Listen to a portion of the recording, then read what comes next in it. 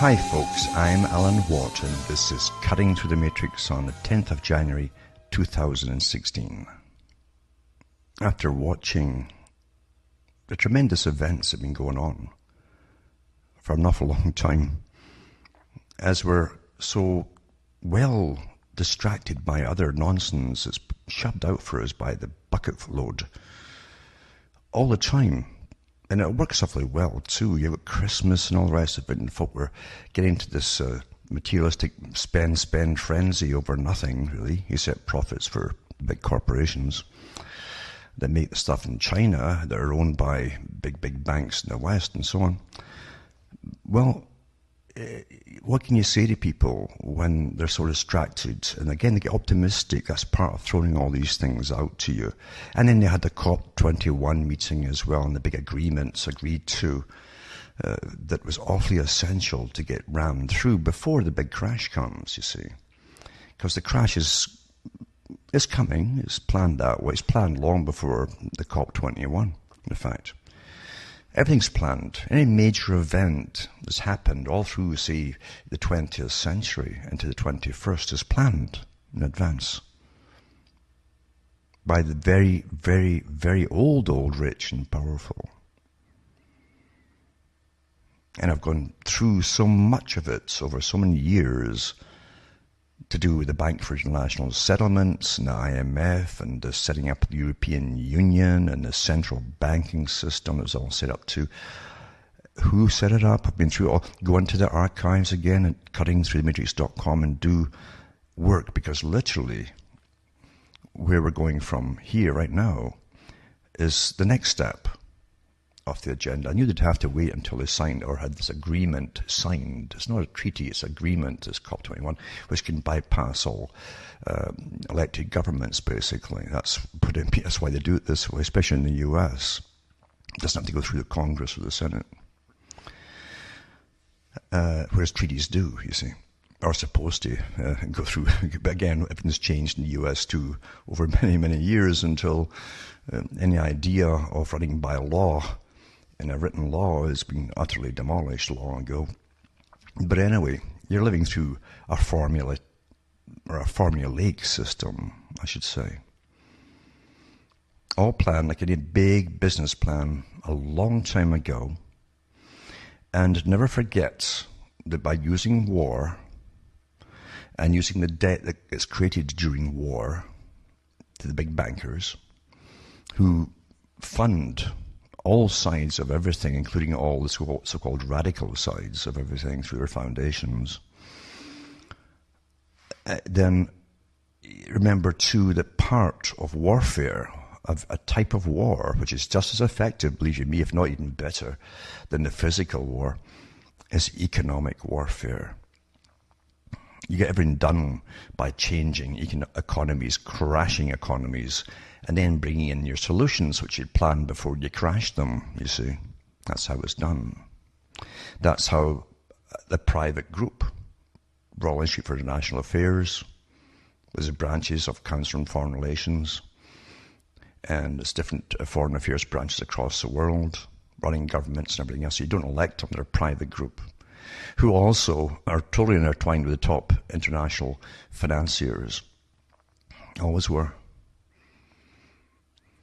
Then they were all planned out, this whole darn future you're going through, and they brought in their bank, private bank, the Bank for International Settlements, and their private IMF, and so on, to run the whole world in a global system.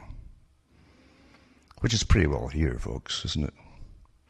You're watching Europe being the last bits of any pretense of having independent nations totally demolished by flooding the countries with non-European peoples, masses of them at once. In Britain, that was going on for a long time, actually, since Harold Wilson's days. So it's been going on, looking at a big plan, of course. And now, of course, it's time for the financial system to go bust, you see, or appear to go bust for you lot, because you're all going to get fleeced with it. It's all signed into law that the banks can simply grab any money you have and it's theirs. Your governments that work for these private organizations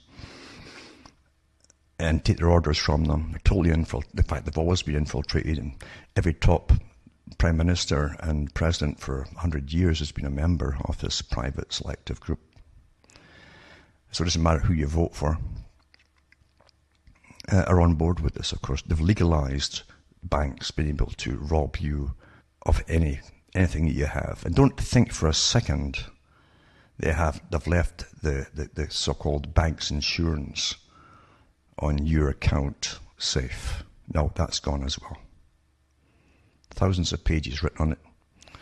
And it's such a massive topic that I can't go through it all naturally. It's so massive. The whole history of it is so massive. I can't do it in an hour. But what I'm going to give you are some of the big meetings that have been going on for a few years, getting it all prepared when they knew they'd crash the economy. But again, they had to get all the other agreements through first, and that's the last one to do was the COP21. Because now you get taxed as well as crashed into austerity. And they want that too to bring in their true world governmental system, which they, of course, own and create. And they'll bring in and show you at the right time to get us out the mess we're in, you see, that we cause ourselves by being frivolous, not etc., etc. It's always your fault, you see. Always blame the victim. That's what abusers always do. It's a long history to it. I've gone through it before on talks, and you have to go through the archive section, cuttingthroughmatrix.com. Don't forget, too, you can always drop $1 or so my way when you use these, if you have any decency at all, because there's so many folk using them, and they never give me any, basically, thanks for anything. They don't even mention your name, and never mind send you a penny or two to keep you going. But that's the nature of humanity, and that's why we're so easily ran like herds of sheep, you see, because of corruption that is fostered, and now you have a corrupt culture as well as corrupt politicians, and so on and so on. It's all through society, as people have been trained into complete materialistic systems, and into the system that many of the players that gave you the present culture talked about when they were designing and setting up your culture, your present culture, as it would take you through massive promiscuity, and then life would become cheaper, of course, and then abortions would start, and they'd hit the elderly after that. Then they come into marriage licenses down the road, overpopulation, they'll call it, and so on. And so, can you actually get married or not? Do they need you to get married? Will you have the right to have a child? All the big players that planned the whole culture, including the takedown of the old system of culture, were quite open about it in their books, many, many books. And it's been taught in universities for years, because universities recruit the next generation of world-type managers, you see, in all kind of spheres. The ones that come out with all their wonderful books in psychology and give you your new reality, which is fake again. It cripples you and makes you unable to see the bigger picture. But that's how well we're managed. We're awfully well managed. And in the media, of course, during the present time, since COP21, I've been on about, oh my God, the wars across here, wars across there, massive rapes in the Middle East, like they wouldn't know that would happen. And all this kind of stuff to keep you distracted and emotional and angry. In the US, I've got at the same time the big circus going. Need a really big circus, as I've said before, this time in US politics, because people are so fed up with politics and politicians, because they never make anything better for the general population. I mean the general population. They're supposed to do it for the majority. Now they've been concentrating on the so-called minority for years, which and all different kinds of minorities. They're actually raking the bottom of the barrel right now, trying to find even more minorities to make you think they're still democratic. But that's nothing to do with democracy, because democracy is supposed to be the majority are looked after and minorities get the right to be heard. That's all. They don't get put in charge of ruling the majority. But again, everything's upside down in a topsy-turvy world of total manipulation and control, which we really, really are under. I've been through the educational system so many times, and the guys behind your present educational system, what they were involved with, who financially backed them, set them up, promoted them, landed them the big jobs to give you again the culture creation industry, including the one that give you through schooling in universities. These same big boys that decided that they were going to bring in this total ownership of the planet, basically, have been on the go openly since the late 1800s, or the latter part of the 1800s, openly. And what they always said what their goals would be. They also completely believe that you're too stupid to manage yourselves, and they're right enough, because we believe everything we're told. We're taught and trained to be awfully naive. We're taught and trained to parrot off today's talking point that's given out to you by the media, whatever emotive topic it is. We're given the things to take their fear away, like giving you the little cutesy stories about pets and things, or someone finds someone who's homeless and gives them a little help. Like they keep you going, thinking, oh, here's for the hope. Makes you feel a bit better. There's hope. There's some humanity left. We're played so perfectly well.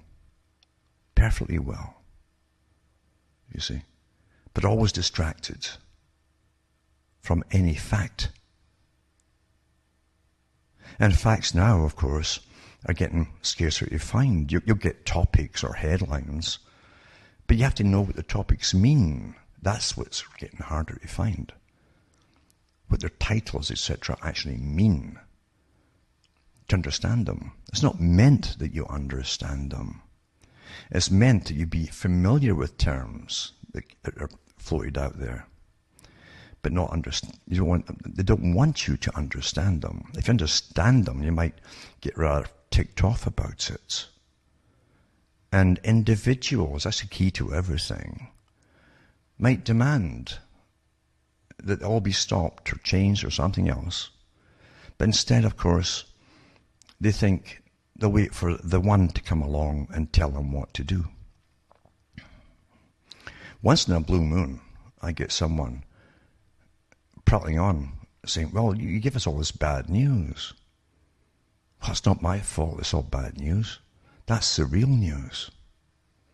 When in your lifetime can you think of it really was pretty good in society? Huh? Or you look back to old movies from the 50s and things, and that's fiction, folks. That was fiction. You've been sold out and sold out and sold out with the political party one after another, because they all work for the one big master at the top. All of them are hand-picked at the top. But you fall for it. Okay, we'll vote the other party in this time, you see. And then, bingo, what changes? Nothing. Same wars, same debt creation to pay for the wars, same fallout from the wars, and so, same thing. Yeah. But it stops you doing anything about it. Well, we can vote that lot out and give someone new a chance that might do something right. When have you noticed they've ever done anything right? They can't do anything right for the majority of the public, because what's happening is secretive and it's covertly run by a power that's been here for a long time. They have their big meetings, secret meetings.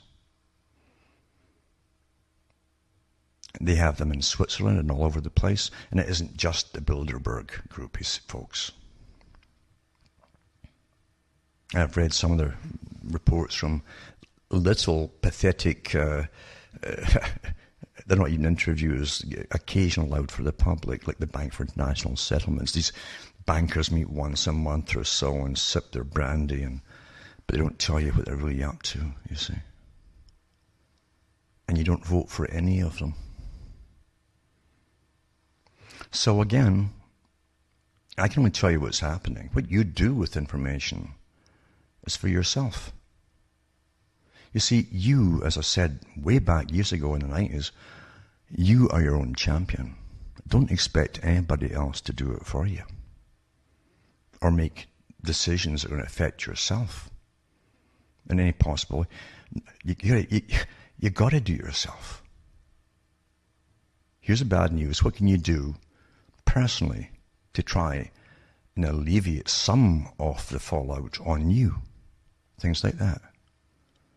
If you set up an organization before you know it, the same one organization will be funding and running you. And you won't even know it. Because that's how we've been run for well over 100 years. And I mean, it's a vast operation, folks. Vast operation. This whole Patriot business is a massive business for those who are in it. Not for me. Because I'm not selling it now. I'm not selling you all the kind of junk things and so on they sell to get awfully wealthy. They'd fall apart if there was no Patriot business. But it distracts you and doesn't go into anything concrete. And they don't stay in the topics that matter. They're into emotive topics that matter, keeping you up and down like a yo-yo. And you tune in every day because you're terrified you're going to miss something of vital, life-saving importance, you see. Fear is awfully addictive because you've given over your right to think for yourself to someone else. Now, all the things I give you are checkable. At least you can check them out for yourself. You can validate them. And that's all I can give you, basically. What you do is up to you. But don't look for any mass movement on anything. It's not going to happen. Not in 100 years. Back in the 90s, I heard, and I've mentioned this before, and it was awfully interesting. It was an elderly lady phoned up, a show I eventually went on to, or at least a group I went on to, and she said to the guy who owned the whole kit and caboodle, she said, I've been listening to Patriot Radio for 50 odd years. This is way back, you remember.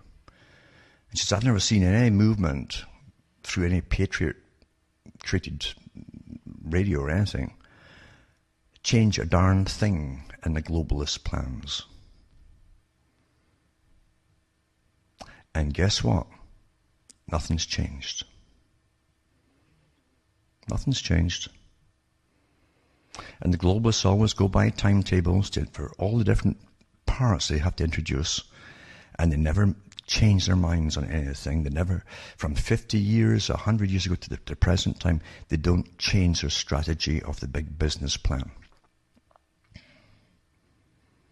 And they always get what they want. Or they'll create conditions to make sure they get what they want, like crashing economies and all that kind of thing. So remember, you are, as I said back in the 90s too and before that, you are your own champion. Remember what Albert Pike said, the Pope of Freemasonry? Those that won't use the gifts, their intellect, that which God had given you, or Creator had given you, as they put, our Supreme Being. If you wouldn't use it, then you were a beast of burden. That means for others to use. A beast of burden and stake on the table by choice and consent. Very important, choice and consent. You consent to everything that comes down the pike. The majority by their silence, because the majority literally wait for someone to do it all for them as usual, you see. Where those are meant to change society are supplied with their leaders and heavily funded by big bankers. And they do get what they want. So once again, I'll say for the last time, use cuttingthroughmatrix.com because you have to get some background on a lot of this before you can accept what I'm going to talk about tonight. But what's coming, of course, is what's been legalized, put into law by your governments, which aren't yours, of course, to allow the bankers to steal all the money in the banks, your savings, checking, everything, basically. That's what it is, to legally plunder you. And they call them bail-ins, bail-in, you see. Which mean, bailing, see, used to bail out a boat. If your boat was sinking or was filling up with water, you'd bail out as much water as you could to try and stay afloat. That's the bank. And they're going to bail in, you see, where they take the water, which is all of your resources, your life force, you might say, your cash, all your savings, everything, and take it from you and to put it into their boat. So they'll have it all in their boat, so they can stay afloat and own you all and all that used to be yours. They also call it, because bankers love to mock the public, the big boys who control the world are always mocking the general population. They laugh at the conditioning that's worked so well on you all. They laugh at the emotive nonsense that's put out by the media on trivia to get you gushy about things. They laugh at the sentimentality of the made-up stories they give you to make you feel a bit happier about things. Because the boys at the top are vicious and cunning. And they call the bail-ins haircuts. Haircut. Why do they call it a haircut? Well, see, the term they used in the past, when banks traditionally, in total basically, all did it at once generally, because they're all connected by the same massive bankers at the top. They plundered the public generally twice a century. They've had a great run through the 20th one. They've had it even more, and into this century too. In 2008, of course, you had the unforeseen massive plunder that was obviously set up in advance for years, so they could steal and steal and steal. And they ran the whole real estate market too by constantly buying up piles of houses en masse, basically, through corporations. They've got massive corporations dealing with housing. And then flipping them from one bank to the next as collateral, up in the prices until the darn, stick houses that we live in, and most folk live in America and Canada, are worth fortunes, like castles almost.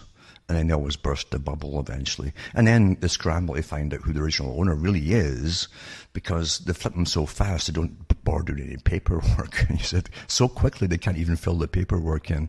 And so you end up with thousands and thousands of people losing their homes, maybe millions, in different countries, in the US especially. And they had tent cities set up for these poor characters who lost everything. And then the government's told the banks, well, you just hold on to these properties because we can't find out who really originally owned them. And then the banks wait umpteen years and then start quietly selling them off again. That's the system you're living in. It's utterly corrupt. And it's always been that way, though. It's always been that way. The powerful have always ruled in any system, including the communist system. And you're always suckered to go along with it in one way, or forced. It doesn't matter, one way or another. You're given comedy shows and lots of, distractions and things like that to watch and be entertained by during it all. So a bail-in means a haircut, which means fleeced. That's the old term. You got fleeced, like a sheep. You were thrown down on the ground. All your hair was cut off you. That's the wool, you see. That's why they call it a haircut. And you were fleeced. And people were so used to the term getting fleeced, they just put haircut in and chuckled, knowing most of the people would even figure that out, why they picked haircut. So here goes. Here starts a whole list of things for the serious student, basically, a scholar who wants to know some of the formula that's been set up over the years in preparation for the unexpected crash you'll have shortly. It'll be a shock to most folk who literally are still getting all emotive about the Middle East flooding into Europe. That's genocide, folks. It's planned that way. There's many ways of genocide. One of them is simply flooding in another majority people and then the original people become the minority. That comes under, legally, it comes under genocide. That's the intention. And there's actually groups out there awfully happy about it and who are vocal about it. Anyway, let's start off with from 2013. Deal reached on bank bail-in directive. A directive, right? Remember that as a directive. And this story says, Parliament and Council presidency negotiators reached a political agreement Wednesday on the draft Bank Recovery and Resolution Directive, the first step towards setting up an economic union system. That's how they put it across out at first. It was always for Europe, but it's not, it's for us all. To deal with struggling banks, this directive will introduce the bail-in principle by January 2016. Thereby ensuring the taxpayers will not be first in line to pay for bank failures. And that's not true, because as they steal your money or fleece you, which is your haircut, legally, because your governments have passed the laws, you all signed on to it, the US signed on and Canada signed on and so on, then there's also a vague part that some of the other investigators have noticed. I'll mention some of it tonight, where the governments will decide which ones get bail-ins, which means there's obviously some kind of limit they might go and give them a bailout as well. Naturally, the banks must always profit, not just, they don't lose or equal or stay where they were. They must even profit more by each scam that they put out on you. And it says here, welcoming the deal, Gunnar Hökmark, the member of the European Parliament who steered the legislation through Parliament, said, we now have a strong bail-in system which sends a clear message that bank shareholders and creditors will be the ones to bear the losses on rainy days, not the taxpayers. Now, when you put your money in a bank, they own it. That's why you have to sign and get it out. And even then, they can say no. So you see, the whole system's a scam. The whole system we take for normal and reality it's all a big scam. All of it, I mean all of it, folks. Everything you look at is well managed by really a pyramid system up to the top, the capstone at the top. And as I say, I've read some of the articles before this last year, and I went through some of the things which talked about, don't take it for granted that this an insurance, not automatic insurance by the banks of up to $100,000 per account. Don't take that for granted at all, not anymore. Because look what happened to Cyprus. They stole those who had any savings in the bank as well.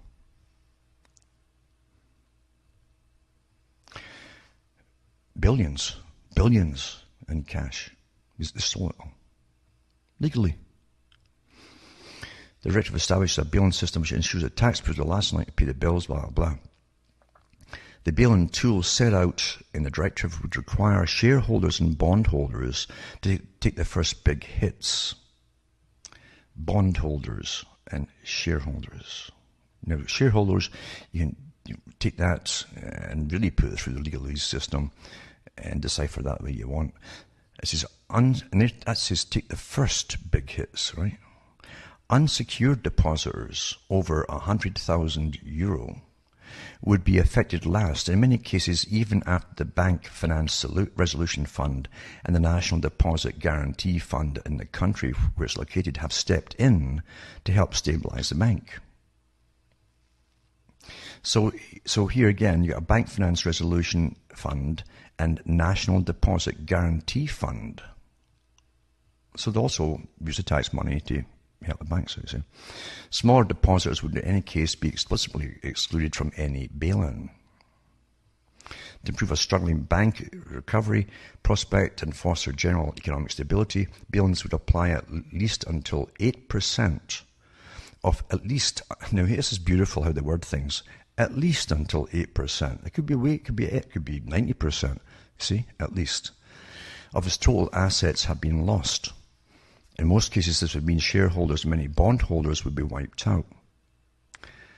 Above this threshold, the Resolution Authority would allow the bank to access resolution money or fund money up to a maximum of 5% of the bank's assets. And so on and so on. This is there's a lot of articles here, but as I say, there's too many to actually go through. I'm just going to give you an idea of what's going on. Now, World Bank downgrades global growth in 2016. Cites slowdown in major emerging economies. It says, the 7th of January, 2016. Global growth disappointed again in 2015, slowing to 2.4% and is expected to recover at a slower pace than previously envisioned. The World Bank Group. Now, the World Bank Group is a private group, folks. But they run your governments. You better believe it. Said today in a new report, which also warned that a broad-based slowdown across developing countries could pose a threat to hard-won gains in raising people out of poverty. They really care about raising people out of poverty as they plunder nations, including your own.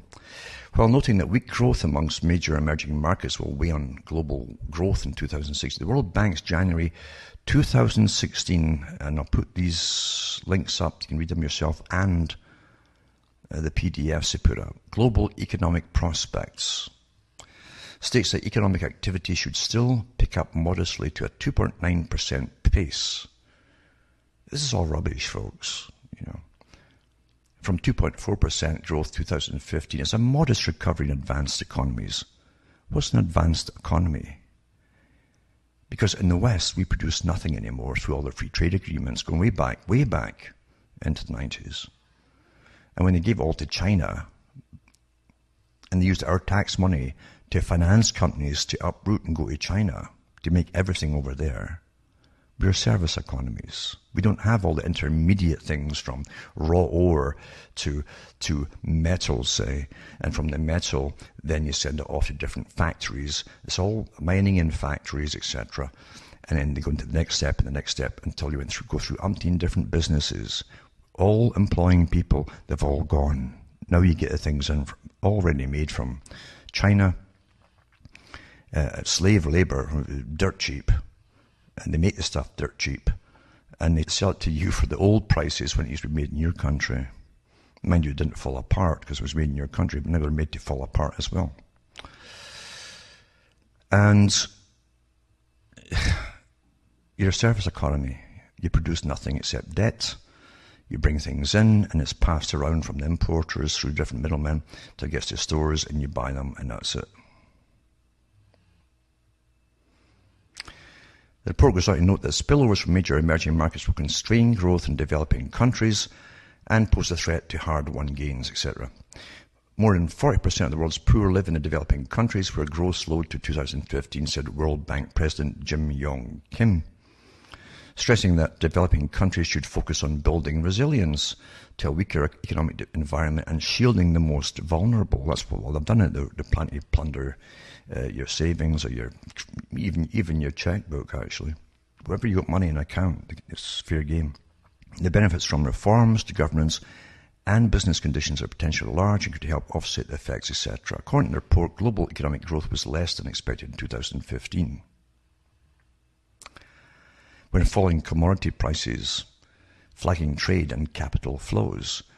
What it is, folks, is your countries that used to have all the factories and multiple levels of factories up to finished products and could even employ everybody if they wanted to, and sometimes they did, have nothing but stores, and they're all flagging as well. And the folk are getting taxed more because all the businesses used to get taxed, and the tax would get used by the governments. When they don't have, under free trade, the taxes coming in, you see, from imports and so on, and all the taxes have gone because the factories have gone and all different levels of manufacture have gone. Then they pass on the taxes to the taxpayer, the general population, until you get taxed and taxed and taxed, as, of course, the value of your currency is constantly devalued at home. Doesn't matter what they see abroad, it's always devalued at home. They're paying more and more every year for the same things. And then you got Obamacare in the US too. It's about $1,500 a month for a couple, basically, for basics. Well, yeah, just find $1,500 extra a month. as you're living in a service economy going down the tubes. But anyway, they know all that. So they know that the crash is coming because it's designed to come, you see. Developing economies are forecast to expand, blah, blah, all these silly numbers they push out there. And I'll put this article up tonight. Then you go on to the World Bank Group, you see. And it says, the World Bank Group is a family of 5 international organizations that make leveraged loans to developing countries. It's a private group, you see, set up by the Royal Institute for International Affairs, a private club. They set up the IMF too,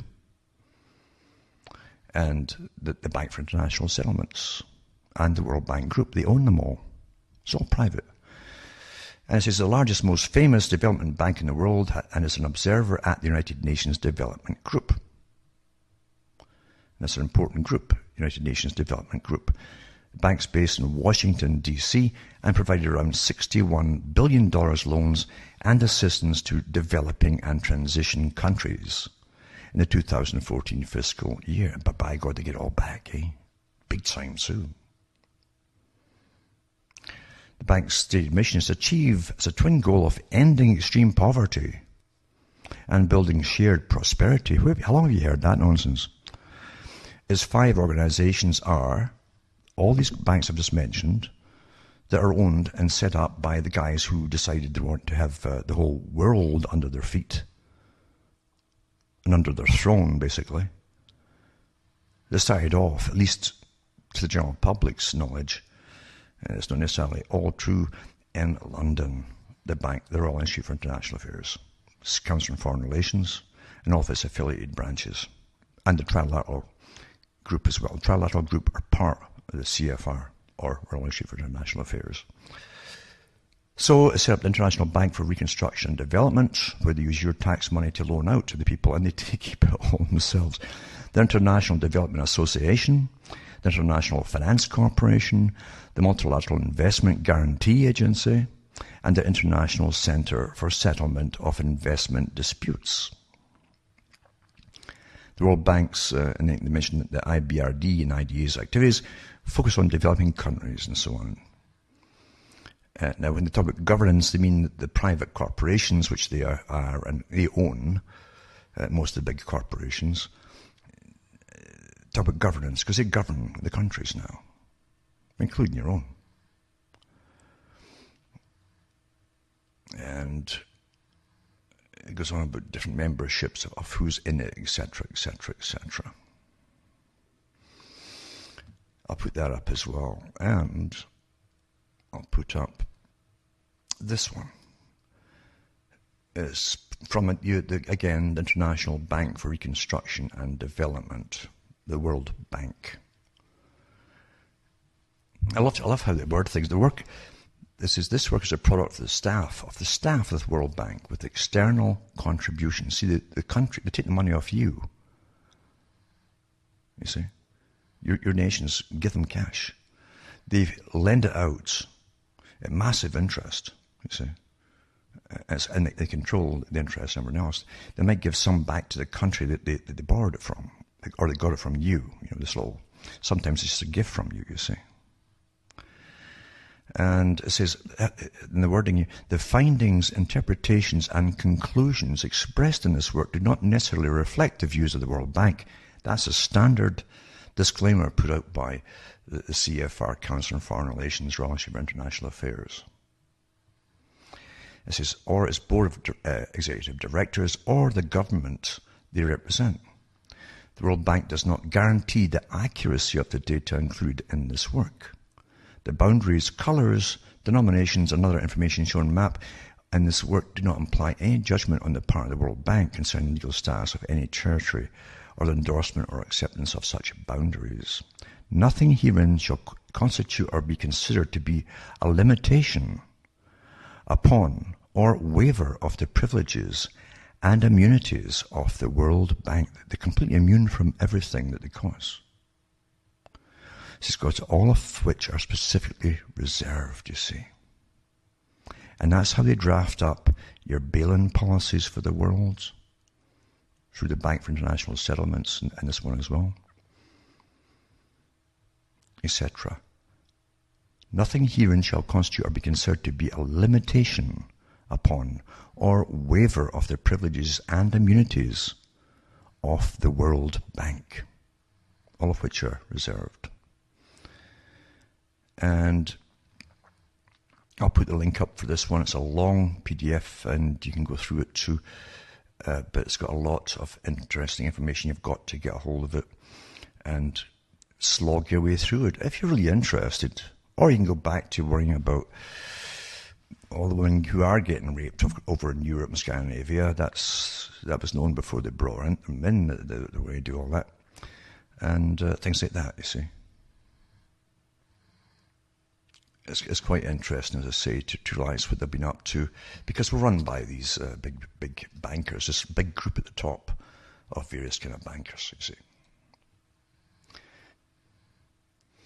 And I see the World Bank as well. I'll put that one up as well for you to go through. Now, everybody has heard about George Soros, the guy who should have been put in prison years ago for crashing economies by his techniques of getting a few of his pals together, as he boasted in one of the British papers, and to help sink the cash and betting on the sinking of the cash or the value of the currency of the country and raking in a lot of money off the profits of it. And guess what? They don't change the laws because his pals own the whole system, you see, of finance. That's why they don't change laws and allow them to do it. It says, global markets are facing a crisis. Investors need to be very cautious. Billionaire George Soros told an economic forum in Sri Lanka Thursday. China is struggling to find a new growth model, and its currency devaluation is transferring problems to the rest of the world. That's not just what's causing it. You're in a state of massive overproduction and massive taxation of the nations involved. That's what's doing it. And the bankers constantly devaluing your money until you need more and more of it to even get the basic essentials. When you can't do that, you don't buy anything you don't really need. Anyway, it says a return to positive interest rates is a challenge for the developing world, he said, adding the current environment has similarities to 2008. Of course it is, because him and his pals helped create it all. Global currencies, stock and commodity markets are under fire in the first week of the new year with a sinking yuan, that's the currency, China, adding to concern about the strength of the Chinese economy and so on. China has a major adjustment problem, Soros said. Well, they will, because they're adjusting the fact that they're also dominated by the same folk through financial chronology that already manage the world, basically. And it's warned of a 2008 catastrophe before, blah, blah, blah. Soros, whose hedge fund firm gained about 20% a year on average from 1969 to 2011, has a net worth of about $27.3 billion, according to his pal Bloomberg. Began his career in New York City in the 1950s and gained a reputation for his investment prowess in 1992 by netting $1 billion with a bet that the UK would be forced, because he and his pals, he wrote a half page in the British papers about it. He boasted about it in an interview, how he did it, to devalue the pound. He should have been put in prison right then. Remember too, they've omitted the fact here, the guy was kicked out of Europe because of what he was doing during World War II. He fled Europe too. Who took him in? Britain took him in. They paid for his education. They paid to put him through university. And that's how he thanks the folks, by plundering them. Anyway, I'll put this link up too for those who want to go through it.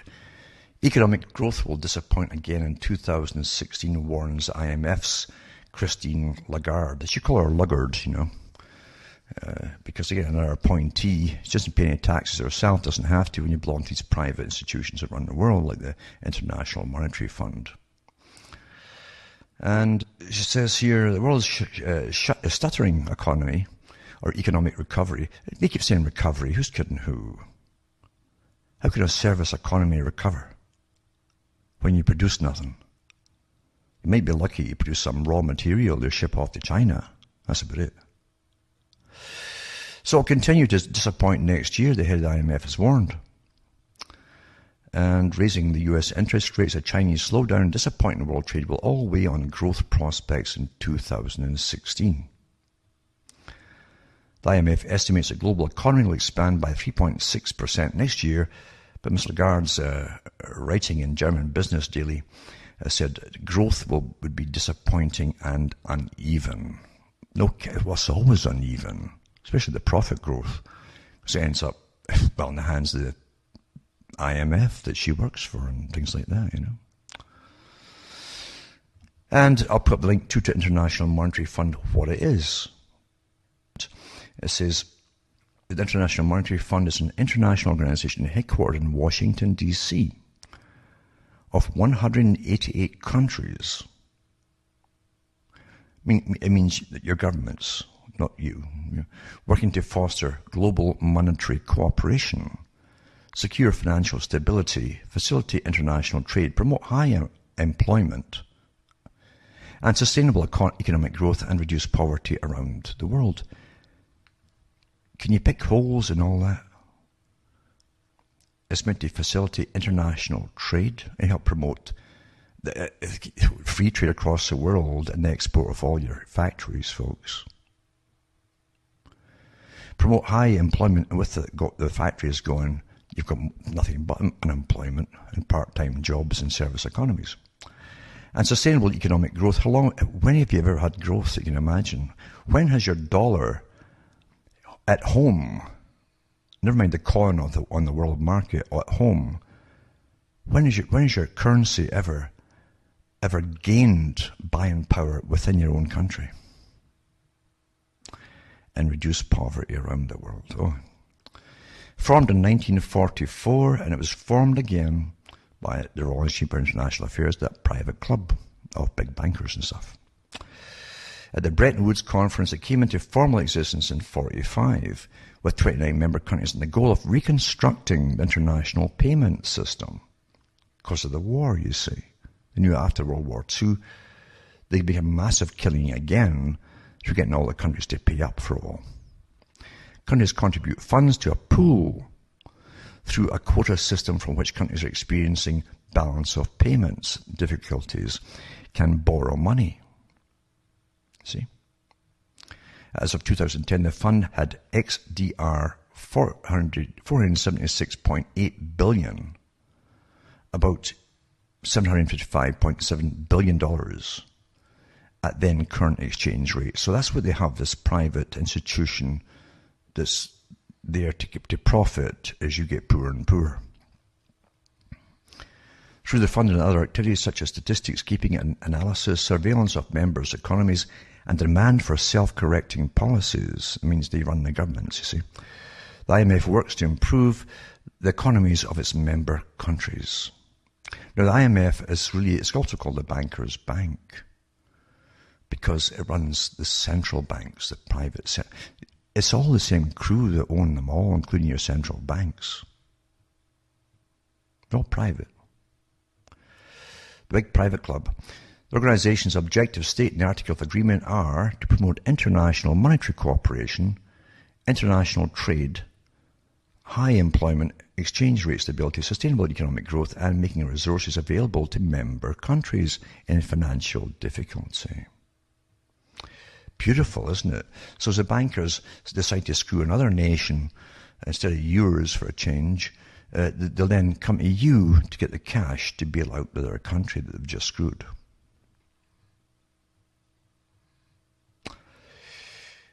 And they run because of their function, surveillance of the global economy, you see, conditionality of loans, structural adjustment, benefits, and that gives you some of its history there, and member countries, board governors, executive board, managing directors, their voting power, their quota systems, developing countries, blah, blah, overcoming borrower-creditor divide, an exceptional access framework, sovereign debt, and all the rest of it.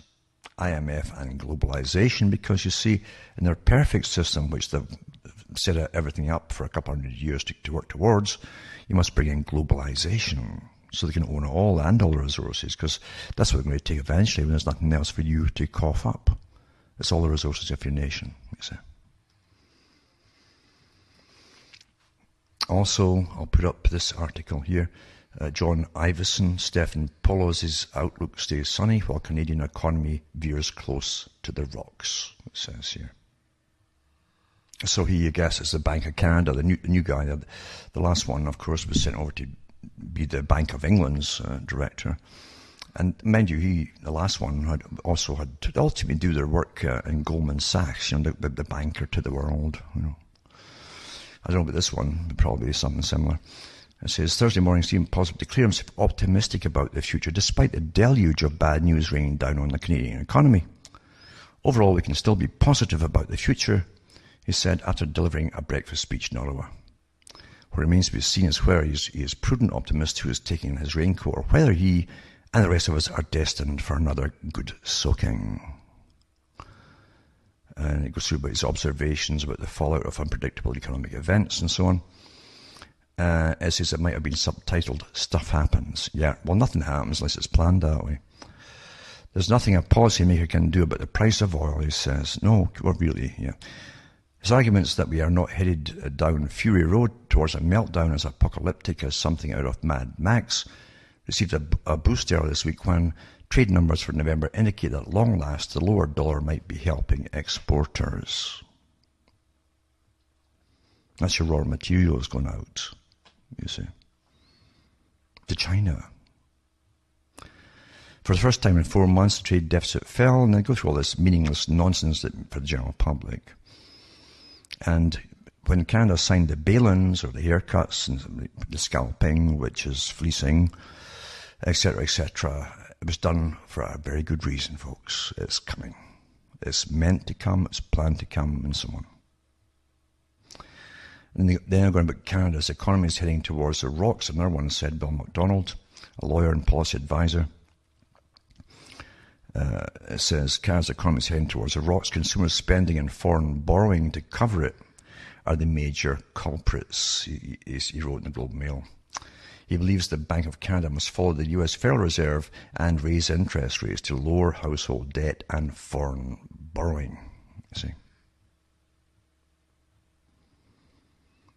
And then go back to Canada's terms of trade. It's fallen since 2014 due to the decline in prices for oil, etc., etc. I think too Obama cancelled the tar sands oil as well, because I mean he just do what Warren Buffett was telling him, because he wants all the business there. Anyway, I'll put this link up as well too. And then Moody. And Moody, I've read articles in the past, again going to cuttingthroughmatrix.com and hear my talks on Moody's, because I went through some of the scams before with Moody's, who actually get paid by the banks that they're supposed to report on, and if you don't pay them and so on, and you're not part of the group where they're supposed to speculate upon you and investigate you, then they give you a bad report. You see. Anyway, Moody sticks with negative outlook for Canadian banks in 2016, it says here. And again, they give you the usual vague stuff, blah, blah, blah. It means nothing to the average person. But they do blame you all, you see. High household debt, you see. It's you. It's not the country, your nation is called boring billions. In the case of the US, they're up to the trillions now, that they know. Many trillions. No, it's you. It's you with your household debt and your credit card balances that they threw at you by the bucketful back in the 80s to keep the economy going, because when your jobs were all getting vanishing, and in the 90s they upped again until even children were getting sent to them by mistake, they claim by mistake, to keep the economy going. Because when you keep buying little things and paying it up a little bit and getting by or balancing 2 or 3 credit cards, it's not as bad as it would be if you didn't even have those credit cards. You have to say to yourself, what the heck has happened? That was all planned that way. All planned that way, folks. But now they're blaming you all for using them, you see. It's always your fault. And it says, a deteriorating economy, of course. In Canada, the possibility that the federal government will create a so-called bail-in regime, well, it was done to protect the taxpayers if banks fail. Although this marks the 3rd consecutive year that Moody's has issued a negative outlook for the banks, This stands out for its focus on asset risk, as the economy feels the impact of continuing low commodity prices, etc., etc. And so on it goes. And there again, here it tells folks who to invest with, what banks to put their money in. And this is what they did the previous time when the bank crashes all happened. And of course, it was kind of wrong then too. Anyway, it has awarded the big banks some of its top credit ratings. The baseline credit assumption for the Toronto Dominion Bank is just 3 notches from the highest quality debt. Quality debt, there you go. Bank of Nova Scotia is a notch below TD, followed by another notch down by Canadian Imperial Bank of Commerce Bank of Montreal, the Bank of Montreal, I should say, and the Royal Bank of Canada. In other words, the negative outlook is applying to a relatively high level for the sector overall, and at a time where many of the big banks have been making efforts to diversify beyond the Canadian economy. Part of the reason you crashed the last time is it diversified across the rest of the world. It was all falling apart, for those who can remember. I do. You know.